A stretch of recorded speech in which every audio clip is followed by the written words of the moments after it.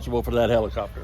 Okay. I was a helicopter mechanic, and I would work on the helicopters. Most everything we did was fixing bullet holes in the blades, cracks, replacing broken ribs, the structural part of the helicopter. A lot of welding. We would do, yeah. No, we didn't weld.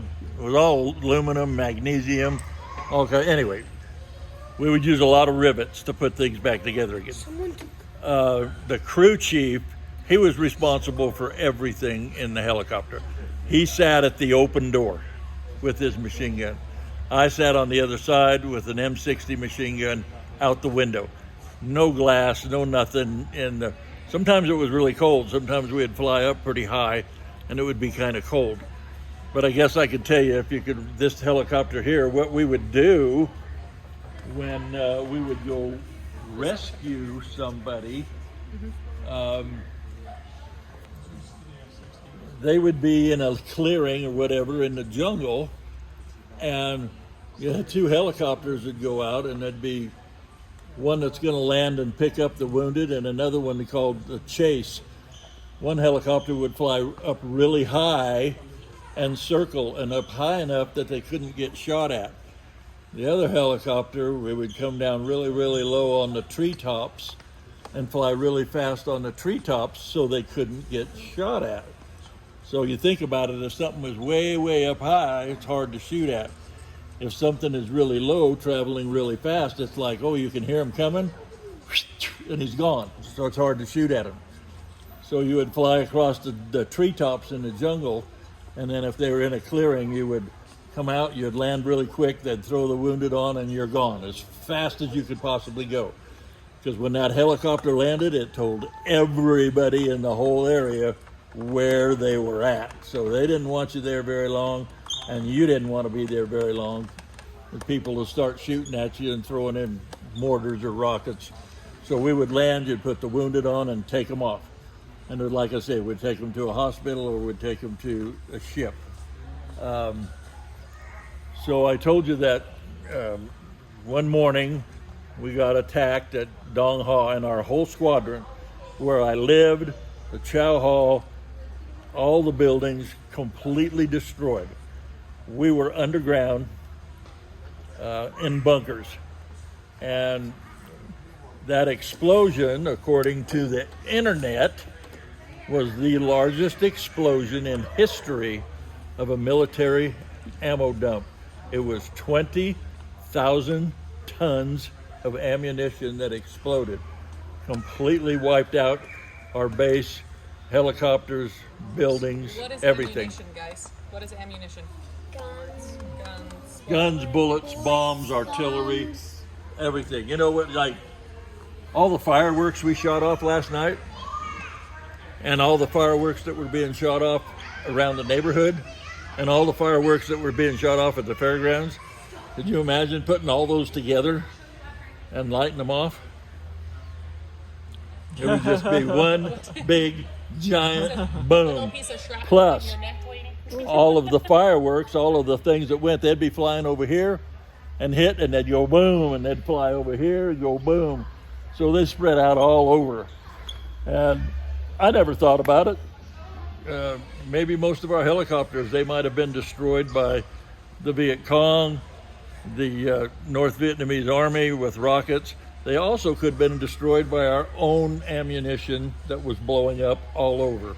Plus, there was a giant fuel dump there.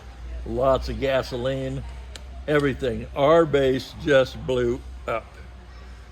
So after that happened, they had to get us. They had to get our squadron out of there. We couldn't fly our own helicopters. We didn't have any.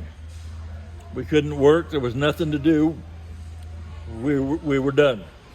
So we had to go back to Marble Mountain, which was only, I don't know what it was, 60, 80 miles away, and regroup. And they got us new helicopters and everything else. But 3 of these helicopters, this is my recollection, the helicopters that I flew in had a pilot and a co-pilot, had a gunner, a door gunner, and a window gunner on the other side, so that's 4, and it could hold 6 Marines, so that's a total of 10 people it could hold.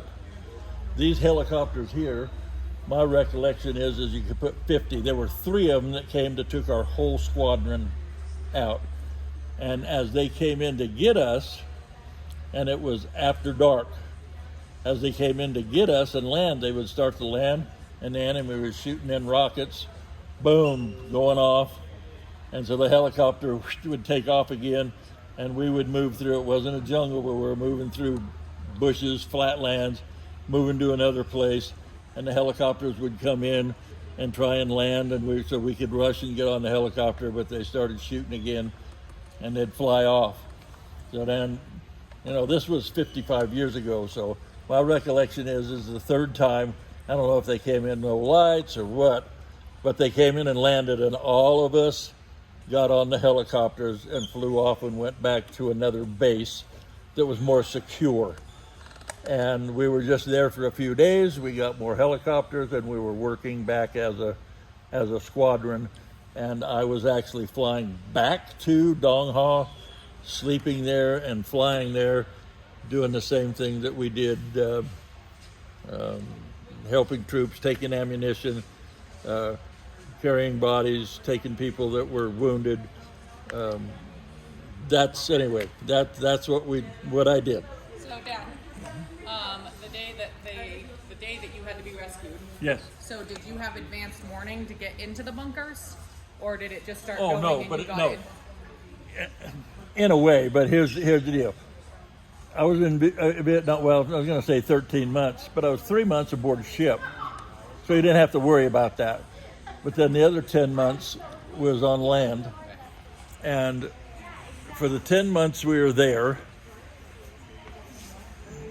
I would say almost every day, if not every day, at least half of the time, rockets would be shot in. As soon as it got dark, rockets would be shot into the base.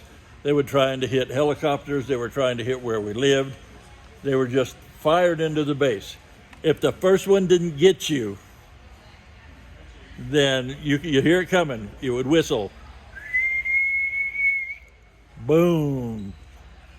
As soon as you heard that, whatever you were doing, you were out and in the bunker and waiting for it to stop. Sometimes they'd fire one, you'd get in the bunker, you'd stop what you were doing, you wouldn't hear any more. There might be 3 or 4, there might be 20. But that day in Dong Ha, it never stopped. It went on for hours, and they just kept bombing us. So the warning we had was the very first one that came in. And if it didn't get you, then you were pretty safe in the bunker. A bunker could take a direct hit from a rocket or artillery shell, and you could live through it. When we weren't doing anything, we were filling sandbags. And you guys have all filled sandbags, haven't you? You haven't, but these guys have during the floods this year. So it was the same exact thing. We filled those sandbags full of sand, and we would pile them on top of the bunker. The bunker was a ditch, a hole in the ground, with metal across the top of it, and then put sandbags on it.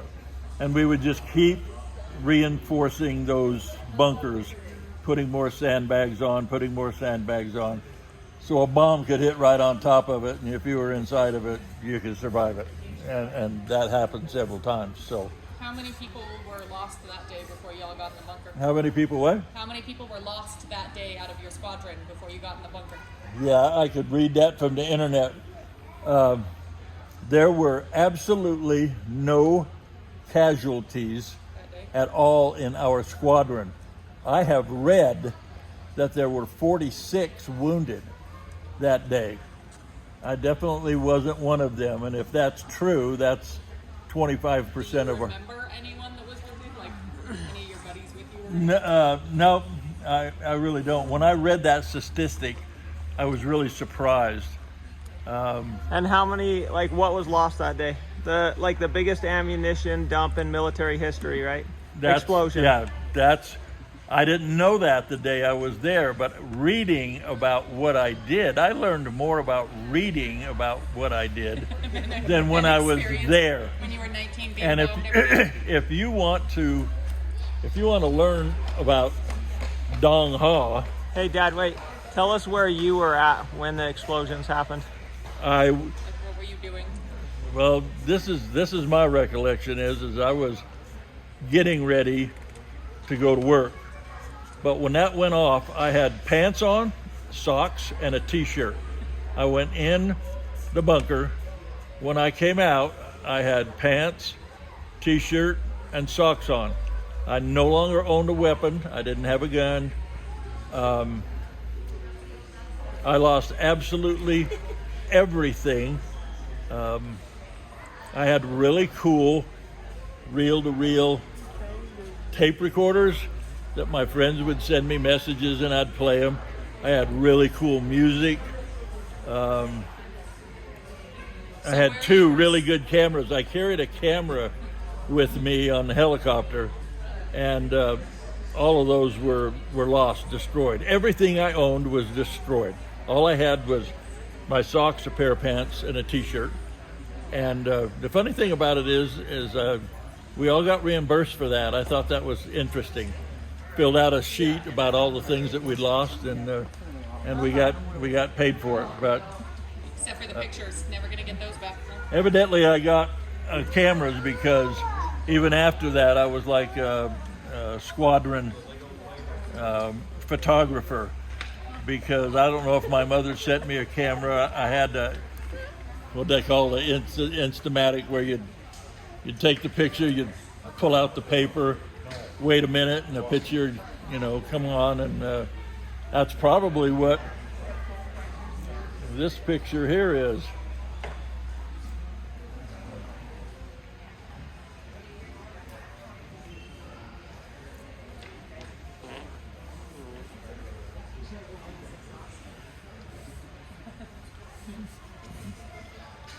Some of you have probably seen this, haven't you? Oh, for sure. Yeah. That's what I one of my looked. favorites. That's what I looked like when I was 19 years old. And that's where I lived. That's the bunker outside of they call it a hooch. Let's see. You can see what they look like. They were canvas. This is the bunker.